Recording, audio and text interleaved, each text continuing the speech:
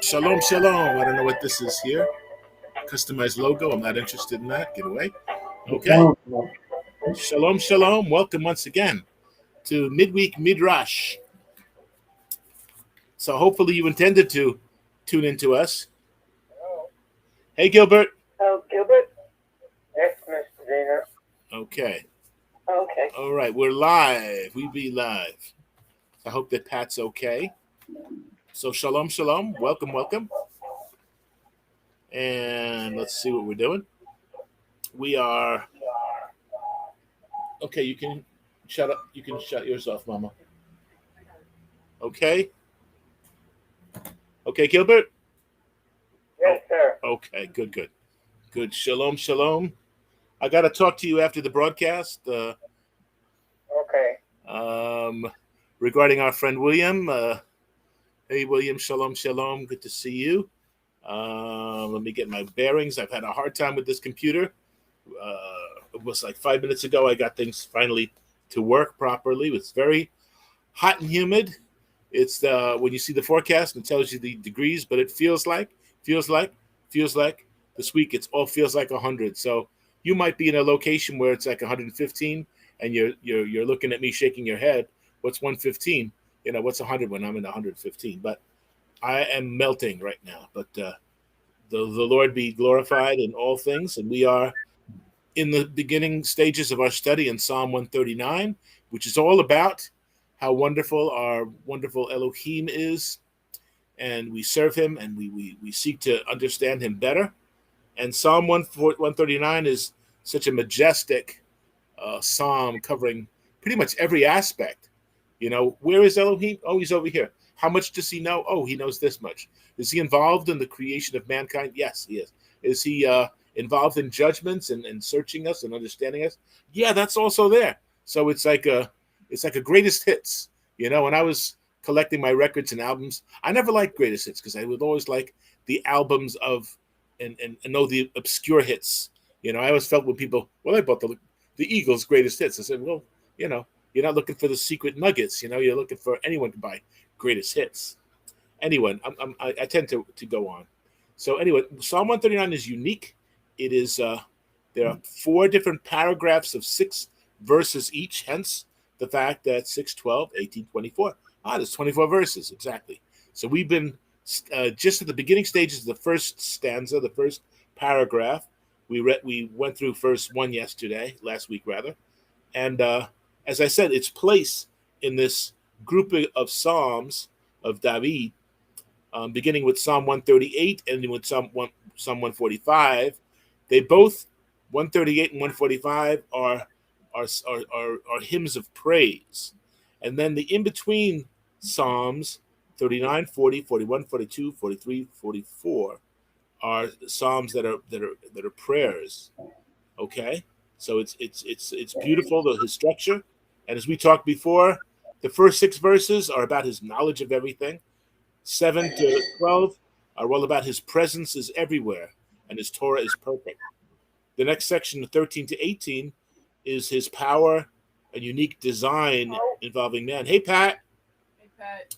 And then verse 19 to 24 refers to his holiness, which destroys evil and searches the hearts of the believer. So shalom, shalom, Pat. Everything okay? Yes. Okay, good, good, good. So that's where we stand right now. We are going to go into verse 2 in a little bit. I would like to have our friend Gilbert say an opening prayer for us, if we could. Shalom, everyone. Heavenly Father, give you thanks and praise once more to be in your presence this evening. I ask for your continual guidance, your protection, and your blessing, dear Father. Above all, Father, I ask that you bless Brother Herman and Brother Bob, who will be our teacher this evening, dear Father, and that we will at all times adhere, Father, to your laws, your precepts, and your statutes. And you bless us this evening with the word that will be read, dear Father, the scriptures, that we will digest this, dear Father, and it will be a spiritual food for our soul at the same time. Please and many presents in your in your Son Yeshua name. We give you all the honor, glory, and praise. Amen. Amen. Amen. Amen. Good, good, good. Tov, Tov, Tov. And let's see, before we get down to the nitty and the gritty, we will have an opening statement from our friend, Herman Quinones, as soon as he gets on. And we had a little... Okay, everything okay there, Hermano? Yes, I lost signal there for a moment, but I'm back by popular demand.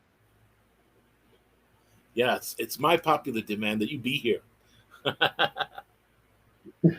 Okay, so I just gave the floor to you to say your opening little shtick before we proceed. Well, what I would like to do is just simply give a quick review of some of the points that I shared last week and kind of bring us up to speed so that we can continue with verse 2. So that's what I'd like to do, Bob. Okay? Excelente. Okay. Put that on. So this is the information here. Just a quick review. 3 points. Of course, the superscript starts off with La Manaxera, and I stated that Natsach carries a wide range of meanings, and this is why the Greek and the Latin superscripts have totally different meanings, renditions, I should say. The Greek says to the end, Jerome's Latin to the victor or for the victory. So that was something that I harped on last week. Another point that I shared was regarding the concept of the chief musician. We don't know exactly who this chief musician is that was entrusted Psalm 139, but as I said, 1 Chronicles 15 and 16 speak about chief musicians in David's days, which are Haman, Asaph, and Ethan. So it's possible that it may have been one of those chief musicians who was entrusted with Psalm 139. The brown one. I also stated that David was a composer, of course, of songs, a skilled harpist, and a maker of musical instruments. Very important because we know that he's involved in the Psalter, a major name within the Psalter. And regarding the Davidic collection, there are key words, and let me just see if I can just go back here. There are key words regarding the Davidic collection. You have what's called a Maskil of David, a Shigaon of David, Micham of David, the Tehillah of David, a Mizmor, and a Shir. So there are various categories of psalms within the whole Davidic collection in the Masoretic Psalter. And just the last point is that I said that since the Lord knows our hearts, I'm sorry, I don't mean to interrupt, Herman, but is there any way we can make that just a little bit bigger? Let's see here.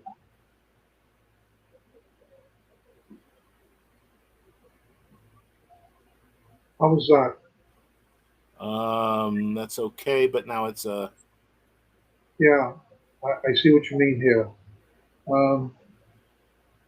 okay, whatever you can do, that's fine. There we go. Okay. How's that? Perfectamente. Alrighty. And the last point that I want to make is that let's see, wait a minute, I'm lost here. I lost my spot in manipulating here. I lost my spot. Okay, this is where I was. And the last point that I wanted to make is that the psalmist makes it crystal clear that the Lord knows our hearts, and that is a plus for us because he knows our intention, but it's a minus for them, for the ungodly, because they have no excuse. So that's just a few of the points that I shared last week. Amen. Excellent. Excelente. Okay, so again, for context, maybe we can just read the first 6 verses again, if we could. Okay, would you like me to read them? Yeah, okay. Okay, so the first stanza. For the chief musician, a psalm of David. O Lord, you have searched me and known me. You know my sitting down and my rising up. You understand my thought afar off. You comprehend my path and my lying down, and are acquainted with all my ways. For there is not a word on my tongue, but behold, O Lord, you know it altogether. You have hedged me behind and before, and laid your hand upon me. Such knowledge is too wonderful for me. It is high. I cannot attain it. Some powerful stuff there. It Very is. powerful, powerful stuff. It is wonderful, and his knowledge extends beyond our realm of the capacity to even categorize what is known. There is nothing unknown to him, so that might be easier to quantify. But and last week we read that first verse to the director of music. We discussed that, the superscript of David, and discussed its implication as far as who was the maestro that was being addressed. And again, that the eternal Yah has searched us, and you have known us. Search me, and you know me. You have sought after me, and you have found me. And interesting enough that the prophets say the same thing about us knowing him. When we search for him with all our heart, we will find him. But it's got to be by his way. It's got to be his method. Messiah is the way, the truth, and the life. No man comes to the Father but through him. The Torah is the light that illuminates our path. The instruction of Yahweh is just that. It's instruction to understand him, to know who he is, and to find him with all our heart, wholeheartedly.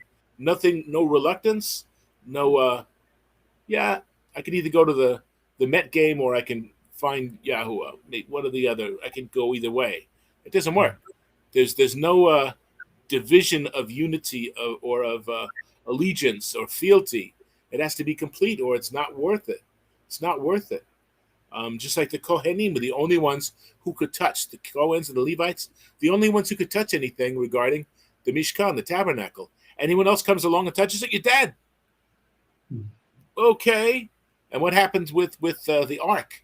Remember when it was coming back, and they put it in a cart, which is like today's congregations. You know, it's the congregational facility is filled with big wheels. Okay, everyone's a big wheel. But what happens? Instead, there's a prescribed way to carry the ark, and they don't do it, and it stumbles, and somebody reaches out their hand to touch it, and what happens? He's dead.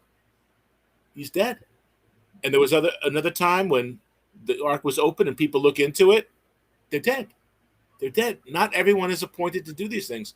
We who trust Yahuwah, who have been born into the kingdom and are part of his elect, we have access to things that a lot of people don't.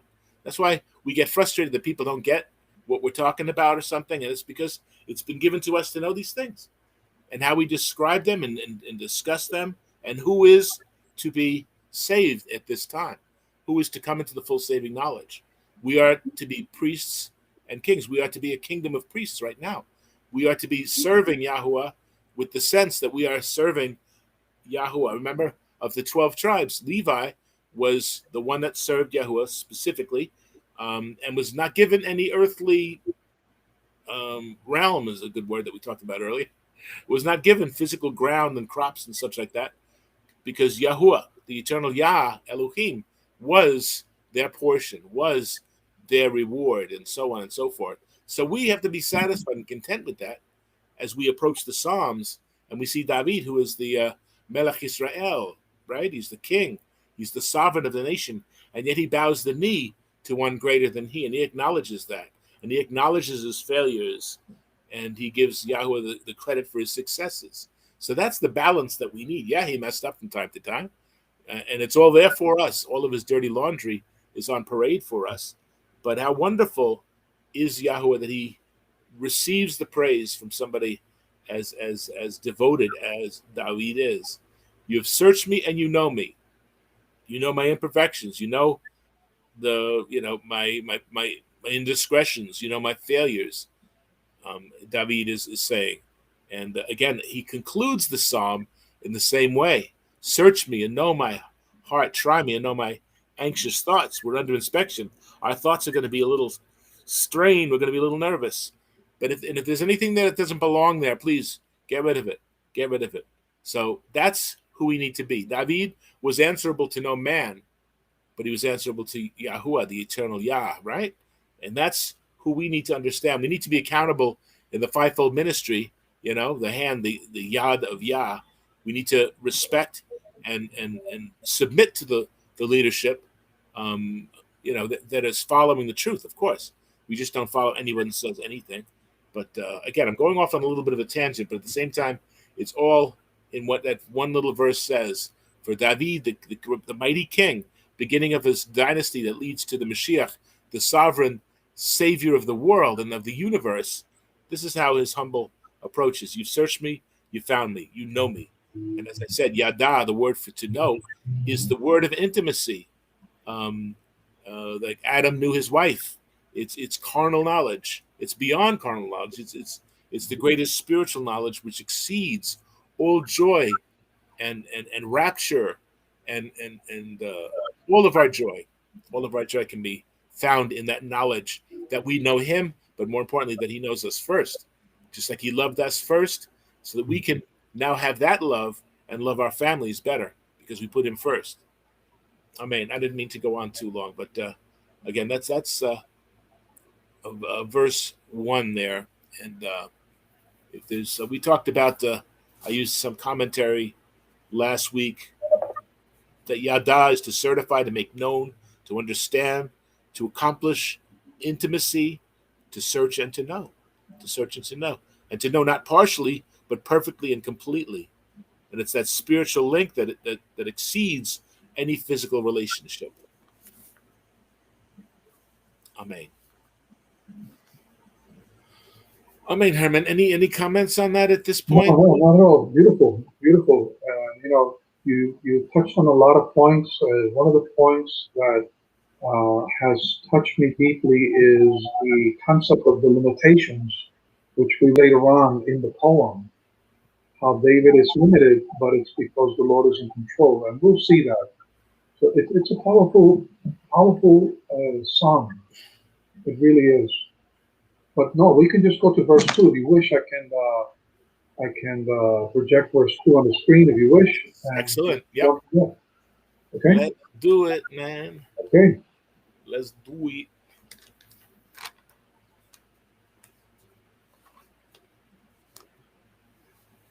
Okay, let's see here. Okay. It went away again. It went away? Gotta put it in again. Okay, one moment, please. Yeah. Absolutely. Yeah. Okay, let's see. Bear with me one moment. Absolutely. So again, I thank you all for watching and tuning in, and that you're excited about this as we are, because this is amazing, amazing stuff. We're reaching through the centuries and millennia to see these words that connect us and become relevant today, and not just words of antiquity. Okay, verse 2. Okay. Ata, you. Ata. Okay. Yada eta, you know. You know. Okay, you know. Okay. What does he know? Okay. Shivti v'komi. V'komi. Okay, you know me when I sit, when I rise. And when I rise, when I sit, when I rise from where, and that's our two positions, right? We're either resting or we're out working. And the rising, the kumi, it's an important concept, because being, what is this word I'm looking for here? Okay, now that's the next word. But kumi, to rise, the rising. And it's the words that Messiah spoke to the young girl. Remember? It was Jairus' daughter, Yairus' daughter, Bat, who was dead, was laid upstairs. There was people outside, paid mourners, professional mourners, mourning and not complaining, but weeping and carrying on. so to let everyone in the neighborhood know that there was a death in the family. And he comes in and says, would you calm down, guys? This little girl is sleeping. She's not dead. And he goes in and he gets rid of everybody except the inner three, Kepha, Yochanan, and Yaakov, Peter, James, and John, and the parents, him and the young girl. And he says, Tabitha Kumi, which means young girl, arise. Tabitha Kumi. And Kepha took notice of that because in the book of Acts, we see a similar situation in which Kepha now has to go. And in fact, these people are so sure that he could deal with it, that they have this dead young woman laid out upstairs like in a bed, just ready to wake up, getting set the alarm, but she's dead. And they're talking about all the wonderful clothing that she made for the neighborhood, and they're expecting these great things to happen. But even though they were praisers, they were a distraction. They had to leave the room. So either the doubters or they had to leave the room. So Kepha, he says, Talitha Kumi, which is like a little gazelle, arise, Talitha Kumi. So outside of that, it's the same words, Talitha. And the two letters, everything else is the same except the two letters, the Lamed and the Veit. So the Lev is the uniting concept, the heart of Yahuwah in the life-giving energy, a life-giving force that restores these two women. And again, that's where we get the word Kumi. Kumi, Tabitha Kumi, Talitha Kumi. Both very clear. There's just one letter difference, and it's the two letters that spell the heart, Lev. I thought that was pretty cool. Anyway, my sitting down, as I rise. Because again, Kumi, we rise from the death of our unsaved existence to rise to his standard. We rise to his ethical position, the ethos of Theos, the ethical position of Yah. He calls us to rise up and stand above the nonsense that's going on in the world, right? He tells us to stand up. He knows when we sit down, we rest in him. And when we sit down, we teach, right? Because that was the position. When Messiah came, they read the word, they stood up to read the word, and then they sit down to teach the word. That's why we're seated tonight, okay? When I sit, when I rise. You know these things. In other words, the minutia of my existence. You just don't know when I'm out being the king, doing kingly duties, fighting against bad guys, making judgments in the kingdom. When I sit down, when I rise up. He knows everything about us. And that's so wonderful. So again, Herman, why don't you give some comment on this first half of verse 2? Yeah, well, I'll have to change screens here, and let me get back to my notes. Okie dokie. Okay, pretty good. Okay, so that first line, my sitting down and my rising up, that's an expression that communicates David's daily activity, his activities of everyday life, as you said. And it also forms what's called a merism. Okay? A merism is a poetic device where you have contrasting words or opposite words that when they're combined, they communicate a totality. So in sitting and rising, we have a merism, okay, expressing totality. Okay? And so the interesting thing about this as well is that in this case, it communicates David's external activity. And as you remember, in the outline of the first stanza, you have external activity and internal activity, David's external activity and David's internal activity. And that within that, it also creates another merism. Okay, and we're going to see the internal activity when David confesses that the Lord knows his thoughts are far off.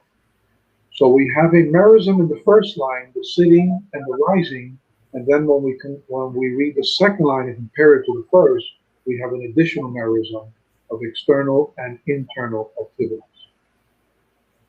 which communicates the Eternal One's perfect knowledge of David. Amen. Amen. Yeah. So, another thing, of course, that we can see here is that the Lord is both personal and transcendent. And this is something that we need to always be mindful of his ability to be personal with us and to know us intimately and yet far beyond our understanding. So that's what this verse, I see in this verse as well. His personal, his personalness, so to speak, as well as his transcendentness. Yeah, Turn it over to you, Bob. wonderful. No, it's wonderful, and the ironic thing is David. We see all his warts. Not only does Yahuwah know him, but through his word we know him. We know his frailties. We know his mistakes. We know that he deserved to be executed. But we also know that there was something about him that people were willing to throw throw their bodies in front of him so he can walk on them practically. Like the time when he was so thirsty and he wanted water from a specific well, and a couple of his mighty men just charged through the enemy forces, got the water, brought it back to David, and he says, "You could have been killed doing that. I can't drink this. Your lives were spared for that." And he pours out a drink offering to Yahuwah, and but that's amazingly beautiful. So his men and women were extremely faithful to him, extremely faithful to him. In fact, of his circle, the only people that had a problem with him were the vestiges of Shaul, right? His daughter, who he married out of convenience, and she had no children. So the line of Shaul died with her because she was critical of him and his manner that he didn't act sophisticated enough. When the ark was coming into Yerushalayim, he was dancing, making a fool of himself. I watched this thing today talking about Davidic dancing, and today within the Messianic circles we have this organized dancing and whatever like that, and that's basically comes from gypsy dancing from the early 20th century that became incorporated into the people of the land were doing this and dancing and such like that. And they call it Davidic dancing. When David danced before Yahuwah, he was leaping. It wasn't some orchestrated thing where you have a disco beat and there he goes. Whoa, look at David dance. No, he's acting like a nut. He's leaping all over the place. His joy is so he's making a fool of himself. And what does the scripture say? Fools for Messiah. Be a fool for Messiah's sake. And his joy as being Melech, and he wore an ephod, which looked like he was marrying the priest and the king in his identity, and his leaping and dancing. It was a liberating experience. The ark was coming home. What happened in the book of Acts when Yochanan and Kepha saw the man begging who had been I think he was crippled from birth, and he says, "Look, silver and gold I don't have you. You're familiar because we come to the temple every day. So I know you, you know us, and what I have, I'm willing to give to you if you're willing to receive it." And so he received it. So people think it was the first time that they interacted with each other, but no, all the believers met at the temple every day. So no doubt they know who this guy was. And how does he receive this? He leaps. He leaps. He doesn't care who sees him. No, I better act distinguished. I better act respectful. No, his joy was so unbound that he was leaping and leaping and leaping. And David in his joy was just leaping around. And we would have been swept up with the joy if we truly love Yahuwah. We would have been swept up with that joy. But if you're carnal, you're saying, "This is the king. This is the king. The king is acting like a fool. Somebody stop him. He's acting like a knucklehead. Look at him. There's no respect there. Come on, we know what it's like. We see the Pharisees, to come how proper they were. How proper they were. And Messiah said, you wouldn't even lift a finger to help anyone at any time. You give them burdens that they can't bear, and you won't even lift a finger to help them. And you look down your nose, and the Parashim, they hated the Am Haaretz, the people of the land, the common folk. And that's who David is dancing before, the common folk, all the people together. Not saying, well, okay, just the distinctive people. I'm going to handpick, just like Obama with this 60th birthday. I'm going to handpick 700. No, I got to chop it down to 500. And sorry, you were invited initially, but we got to watch the parameters here. Everyone was welcome. Everyone was lining the streets, singing and praising and weeping with joy over the ark, the symbol of the mercy and the power of Yahuwah coming up to Jerusalem. The whole idea of making Aliyah, coming up to Jerusalem, and all the symbolism that's there as well. Wanda, hello there. Welcome, Wanda. Yes. Amen. I'll stop there. Okay, Bob. So, I'm sorry. Can we go on to the second part there? Absolutely. Let's rock it, Holmes. Okay. So, the second line of verse 2 really, really stopped me in my tracks, because when David confesses and says, "You," referring to the Father, of course, "you, Lord, understand my thought afar off." This is something that we can say much about, because it deals with our thought life, and we all have a thought life. It's the most personal and private part of our inner being, right? It's the essence of who we are, that secret place where the deepest cries and the deepest hopes of our lives are. It's so private. And David says, "Lord, you understand all these things, my thoughts are far off." Yes. That's really profound. It's amazing. Yeah. So not only is it the place of our deepest cries and our aspirations, but believe it or not, our thoughts, our hearts, that's where the machinations of goodness as well as evil are formed inside, these thoughts inside our being. Yes. And although all these thoughts and all these aspirations, whatever may be hidden from the eyes of a fellow man, they're not from the Lord. Okay, so the evil that's in the hearts of people, they could hide it and they can play the hypocrite, but they cannot keep that from the Lord, because the Lord knows the heart of the ungodly.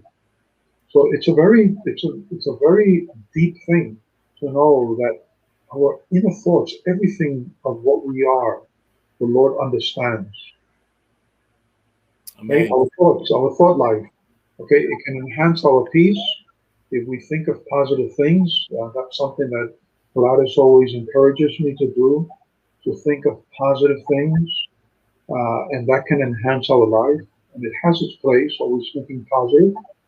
Or our thought life can increase our grief and increase our negativity. And that's something that we have to battle with on a regular basis, our thought life.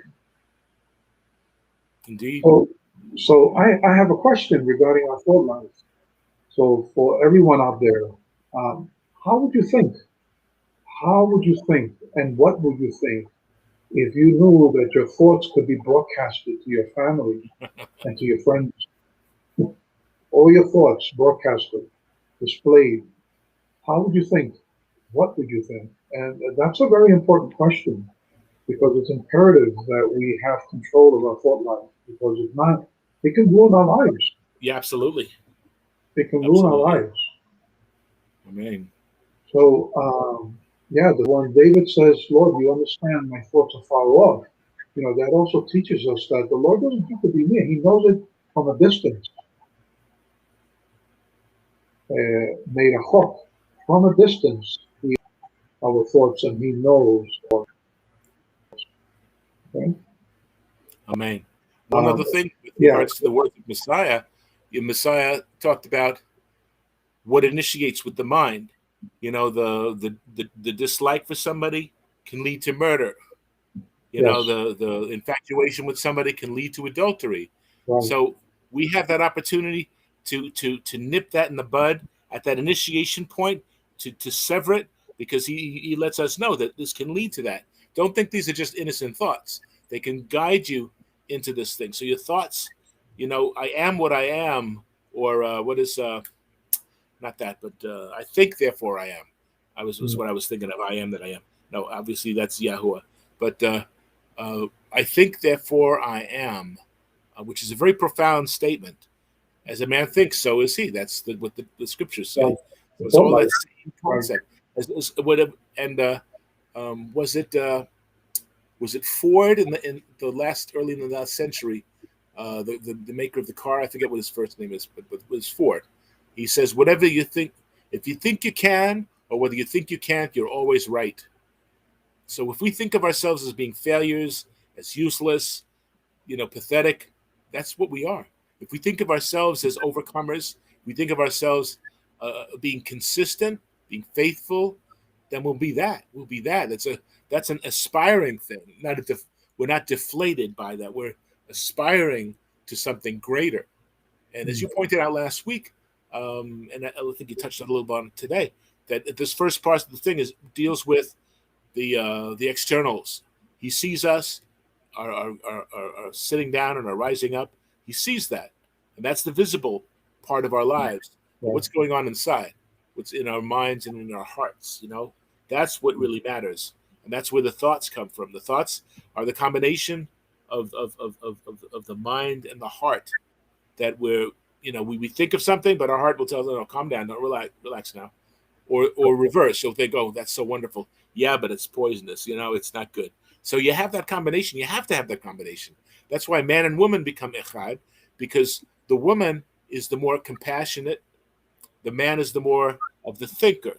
Okay, not to say that women don't think and that men are not compassionate, but there are specialties. There are specialties, and they become echad. Because remember, Yahuwah says, "I made them in my image, male and female are they." So they are Adam. They are mankind, right? So with that in mind, I believe it was one of Shaul's epistles. I can't name it verse, but it says, was it Ephesians? The end of the Ephesians, where he says, "Wives, you must husbands, you must love your wives. Wives, you must respect your husbands, because the respect is proof of their love, that they work together, and that the man is the kohen of the household. When they have their Shabbat meals, he is the kohen at the table, which serves as the altar. He breaks the bread, he dips it in the salt, and distributes it. He's the kohen, and the man needs to be respected. If a man is and how is a woman loved? She's loved like Messiah loves the kahal, willing to give his life for her, willing to give himself completely, holding nothing back. As we're talking about the intimacy, we're talking about all these wonderful things. That the bride, the word for bride is the word for completeness. The word for the groom is the one who comes to do this, and so it's a perfect match together. And that again, it's important to know who we are. It's important to know who we are, and as you were saying, that shalom means completeness. It means, okay, I'm going to take it easy. Shalom, calm, rest. But shalom means I'm content. I am moving forward with my life. There's no obstacle too big that I cannot overcome them with the help of Yahuwah, who is in me and works in my mind and in my heart. I'm not defeated. I'm not defeated. I refuse to be defeated. I'm not going to be a failure. I'm going to be successful with every ounce of strength, every drop of blood in my heart and in my body. So that's how we need to live as perfected in the process of perfection and the process of completeness. And then here we see David. He's completely subjectively displayed before Yahuwah, both his physical actions, and if we can get a look at that second part of verse 2, we're going to see how internally he's well known and completely understood and comprehended. Can you pop that up there, Herman? What would you like? Verse 2, so we can read the second part of it. Okay. Alrighty. One moment, please. Because the first part is kind of obvious. Okay, you see me when I rise up and when I go sit down. Okay, that's great. So can I. Those who are so can anyone who was in David's inner circle would say, okay, I see you. I know what time you get up, David. You're an early riser. I know that. And I look at my sundial on my wrist here, and I could tell that you're an early riser. I know it, because I give you the little snack before you go to bed. But I see when you rise up, also in the morning, you are an early riser too. And but this stuff only Yah can give us that information. Okay. There you go. Okay. So I'm going to read that part. Banta. Okay. Le rei. Notice, You perceive the thought of me. Yeah, I'm sorry. Did you say something, Herman? I'm sorry, it's banta.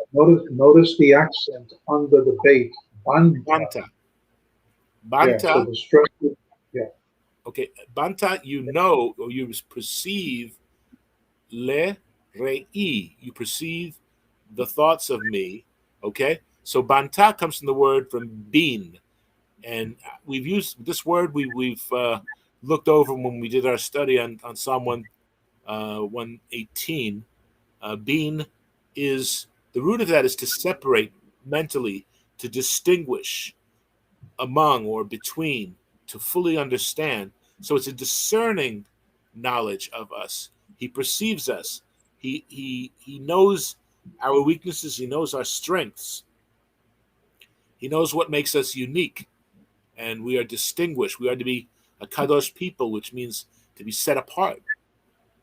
When we think of holy, we think of you're just a nice guy. But to truly be kadosh, holy, you must be distinct. You must be distinct and set apart. And that's how he perceives us. He perceives us as distinct, as his. Okay, and lerei, which means to the thought of me. You perceive the thought of me, and the word for that is re'ah, which let me just see. Re'ah is an association of thoughts.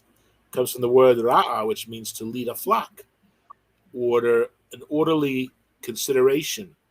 So our thoughts come from a word which means to lead a flock. So our thoughts are in line. They're orderly proceeding. They're making sense. They're going from one to another. They're not jostled. A lot of people's thoughts get all mushy if they're not focused. They get distracted and they become double-minded. They become doubtful because their minds are not in order. Their thoughts are all over the place. So we have learned, that's one of the first disciplines of followers of Mashiach, the Nazarim, it's a discipline, it's an understanding, it's the no distractions allowed, we focus. That's why Yahuwah said, okay, you guys got to step outside. That's why Kifa even said, you guys are going to have to step outside. This is serious business. Let's go to it. So he perceives us. He distinguishes us. We are unique and distinct. He perceives us individually and the thoughts of us, which are orderly. He perceives our orderly thoughts, that our thoughts are working and walking in the proper precision. Okay, so he perceives our thoughts, and then the final word on that second line is merachok, merachok. Okay, which means from afar, from a distance. So again, this shows how impressive he is, because usually if we're going to find somebody out, we kind of scrutinize them. We keep them under our watch. Okay, we watch them. We're careful. Okay. What was that you were just saying? Okay, it's fine. So we watch them very carefully, under observation. We got cameras watching them. In the receiving room of a company where the mail comes in, we're watching them. Okay, they're okay.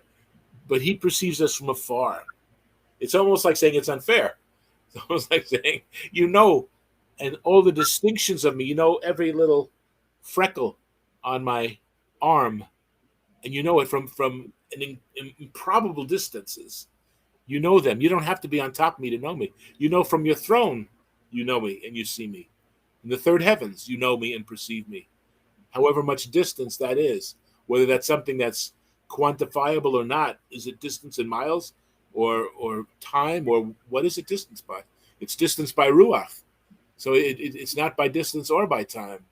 The third heaven where he sits. And again, that's metaphorical, because Yahweh does not need to sit. He doesn't need to, that's all metaphorical, sitting on his throne. Okay. He's got his feet up on the earth, because the earth is his footstool.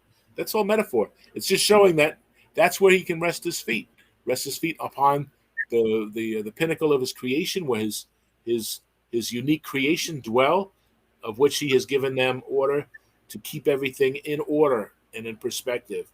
And just like their thoughts are focused and orderly, and our thoughts are a deep consideration. They're not just vague, and they're not messed up and mishmashed. So that's important, that we think as Yahuwah thinks. We think, instead of saying, wow, that's really cool how we, no, we should say, how do I do that? How do I get to that stage? And I'm not saying that we become competing Elohim with him. I'm saying that we become more like him. That's the design. He created us in his image and likeness, so we would be more like him as we develop, as we become more and more familiar with what the family is. Who is the family? He's the Father, and his Son, Yeshua, is considers us his brethren, and he says that the Father loves us as much as it does him. And greater works will you do than I did, because now you are throughout the land. I'm in one human being, a body was prepared for him. But now we are the body, and we are scattered throughout the nations, and our lights are starting to shine all over the globe, and we're starting to stand up. We're starting to understand our identity in Yahuwah, and we're growing in that. And again, that's my perspective on this, that you perceive my thoughts from afar, from a distance. And it just shows how amazing he is. It's just wonderful. Okay, I'm going to close this off, Bob, okay? Yeah. Okay. Yes, it is. It is amazing to think that he can read our minds from a distance. That is pretty amazing. It's mysterious, actually. It's really mysterious. So David is basically saying, there isn't anywhere I can go, because anywhere, and remember that in the next stanza he says, whether I go to the heavens or whether I go down to the earth, down into hell, into Sheol, whether I take the wings of the morning, or whether I go to the farther side of the west on the other side of the sea, there isn't anywhere where David can go that the Lord would not know what is in his heart. That is mysterious and also awesome. Bob, shifting gears, I'd like to share a few other things regarding some of the poetry, Yeah. and some of the grammar as well. So I'd like to shift here, and let me see here. Let me go to my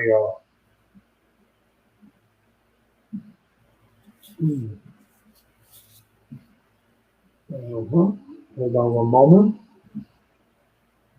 To get this out here.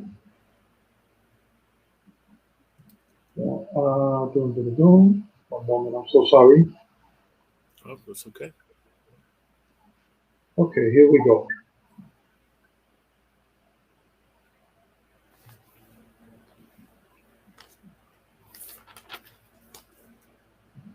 So, regarding the poetry regarding the poetry, you're going to notice in verse 2 that there is a rhythm going on, a cadence. It actually rhymes. Ata ya ata shifti vekumi. Notice that ta ta ti mi, and then it says banta le rei. So again, there is this ta ta e rhythm going on in this verse, and I highlighted there so that you can see that. Oh, I'm sorry. Let me get that on. Excuse me? No, let me put that back on. I'm sorry. Yeah. Would you like me to repeat what I said? Yeah. I'm sorry. Yeah. Yeah. So as you can see in verse 2, there is a cadence. There is it rhymes. The verse rhymes. Ata ya ata shifti vekumi.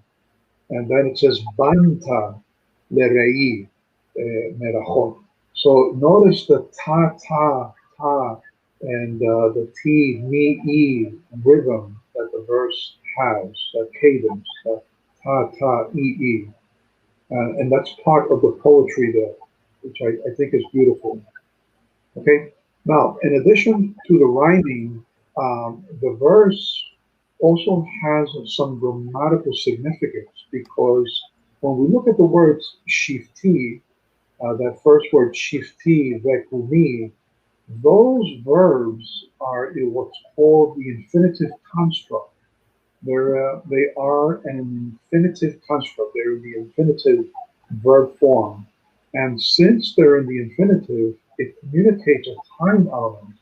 So what is it communicating grammatically is that the Lord knows, has knowledge of him continually.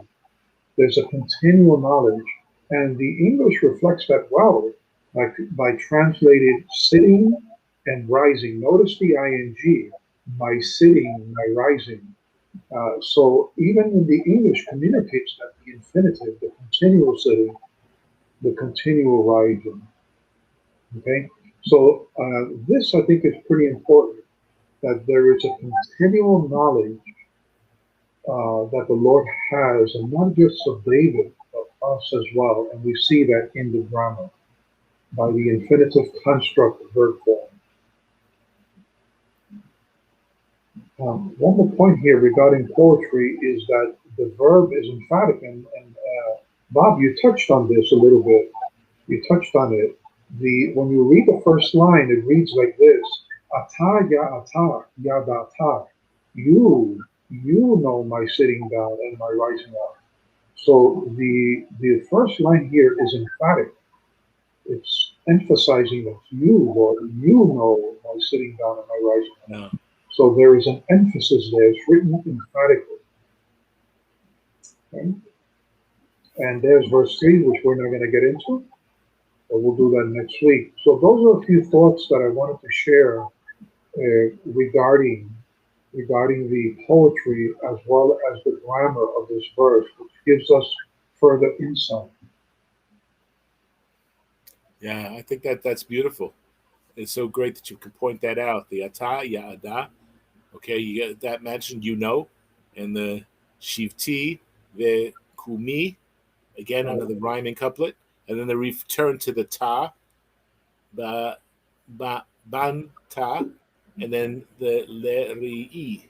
So you have that 2-2-1-1, and then the final word has the o sound to kind of balance it, because you know me sitting and rising, and then from afar is okay. You know me and you see me, and then from afar is the distinctive clause in that sentence. Right. It could have ended, you know me and you see me sitting and rising, but then he adds at the end, from afar, from a distance. Mm-hmm. Amazing. It's wonderful. Oh, yes. So good. Yes. Yeah. Once again, I want to emphasize that the verb forms are communicating an ongoing, continual, and unending knowledge of David's external activity.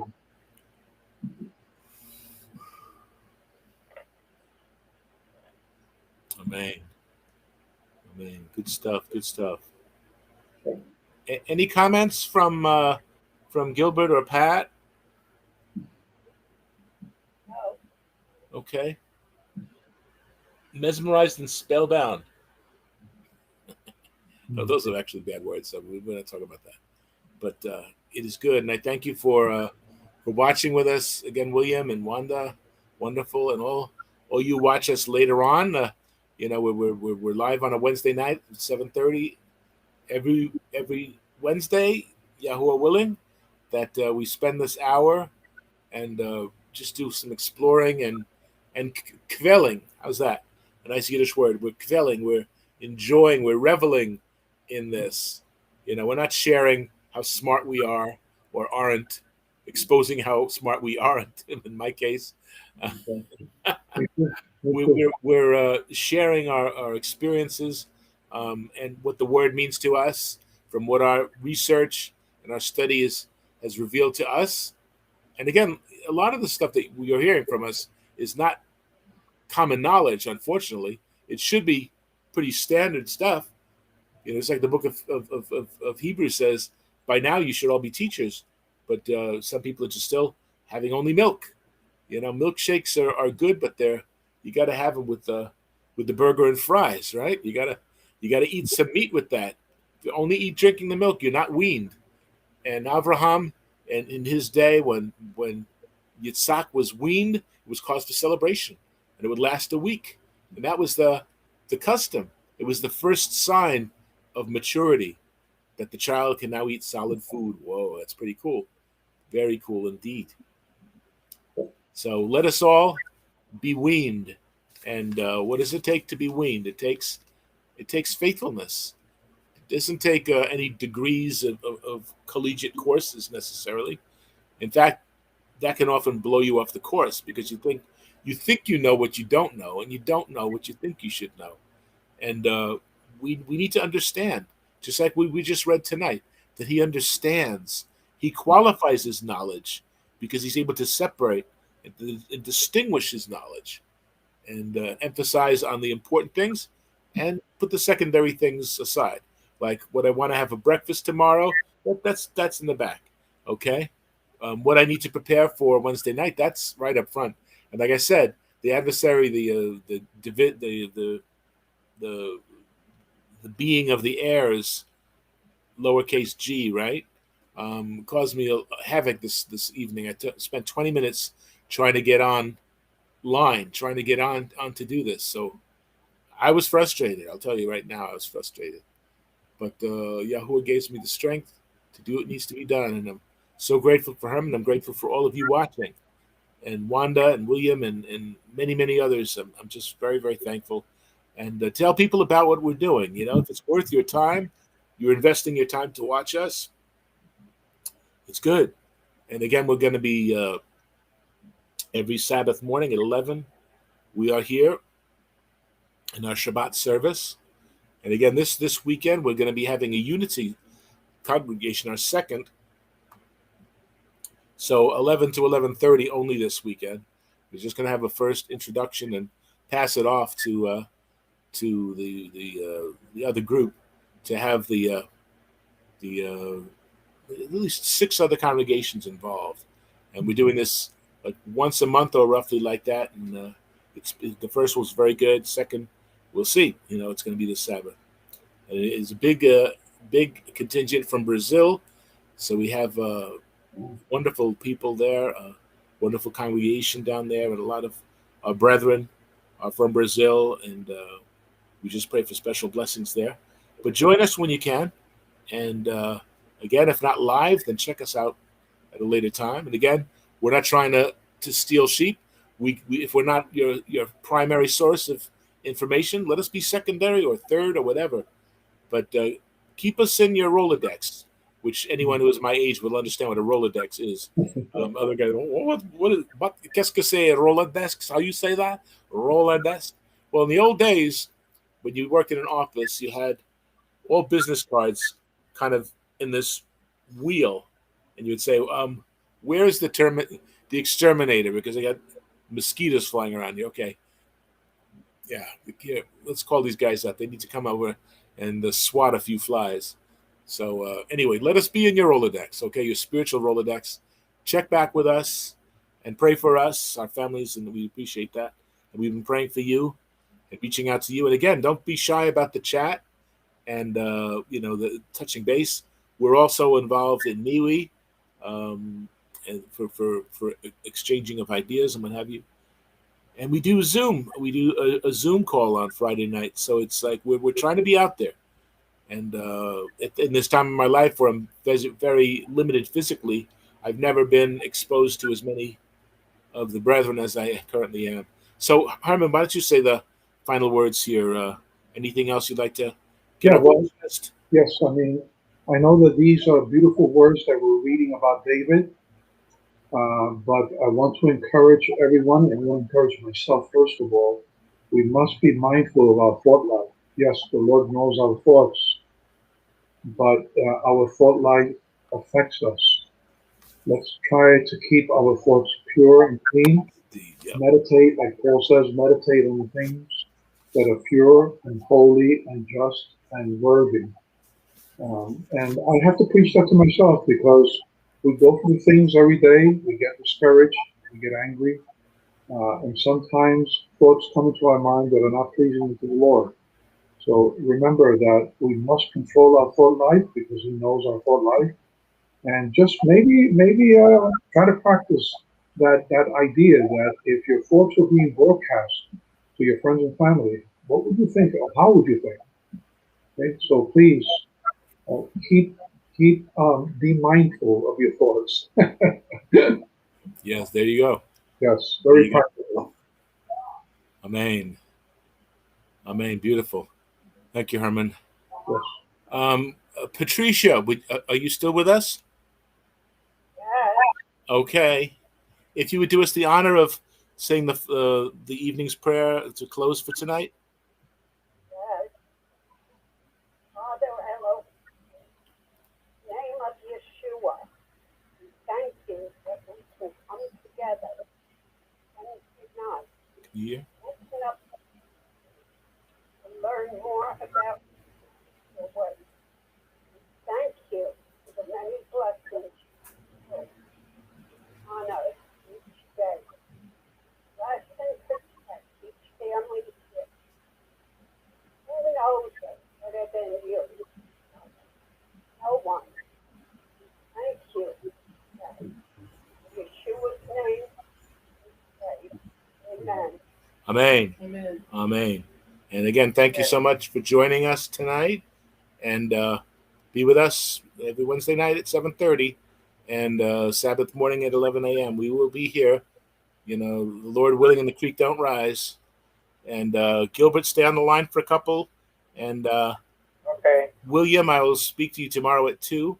And Wanda, thank you so much. You're seeing your name in there really gives me simcha, great joy. And all of you out there, thank you again. Herman, we love you, brother.